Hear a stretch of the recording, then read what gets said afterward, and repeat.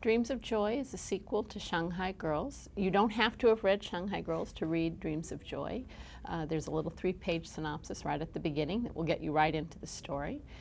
It's about a young woman, 19 years old, who runs away from her home in Los Angeles to China in 1957, and her mother comes after her to look for her.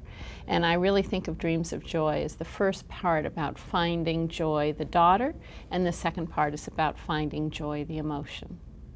A couple of different things inspired this novel, Dreams of Joy. One was that everyone who read Shanghai Girls said, "Is there going to be a sequel? Please, is there going to be a sequel?" And fortunately, by the time I'd already decided to write the sequel, that was when the book came out, and so people were asking that, and I was well into writing Dreams of Joy. What I really wanted to think about in this book was, once again, how certain moments in history, in this case the Great Leap Forward in China, has an effect on individual people, has an effect on families, has an effect on family relationships, like a mother and a daughter, or a daughter and her father, or a young woman who becomes a mother, and now how does she try to get through this moment. And I think that this period, the Great Leap Forward, is a time that most people don't know very much about. It took place in China in the late 1950s, early 1960s, and it's one of those periods in human history that has been lost, forgotten, deliberately covered up, and that is the exact kind of story that I really love and always look for. Snowflower and the Secret Fan comes out in movie theaters this summer, and it has been just the most exciting and fun project to be a part of. They sent me every single version of the script. I would write them these long letters back, of what I liked, what I didn't like.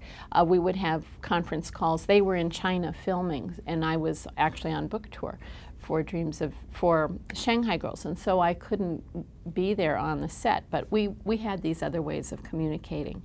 And to see these characters that I wrote about, to see the scenes I envisioned and wrote about, and to then see my words up there on the screen, it's really pretty incredible. The part that is very true to the novel of Snowflower and the Secret Fan is in Chinese, and it has subtitles. So I literally am seeing my words up on the screen, and it's just this amazing thing. The director, Wayne Wang, had an idea that he wanted to incorporate a modern story that would sort of weave through the original novel story. And so there is a modern story of friendship that takes place in Shanghai today that weaves through that original story. And there's a scene where Hugh Jackman is singing and dancing. So you could not get further away from this very kind of intimate, closed world that Snowflower and the Secret Fan, the novel, was. But I think there are a lot of people who are going to really like what he has done with the modern part as well. I hope that readers of Dreams of Joy come away with this feeling of completeness, of a story that has really had, first of all, a happy ending, but that along the way they have learned a lot, as people usually do with my books, but that also they've thought about their own lives and their own relationships and those moments of weakness, I think, that we all have where we don't do the right thing. I think we all have those, these places where we don't do the right thing, and can you atone and can you make up for those mistakes? And that's what you hope that good fiction will do, is get people to think again about their own lives.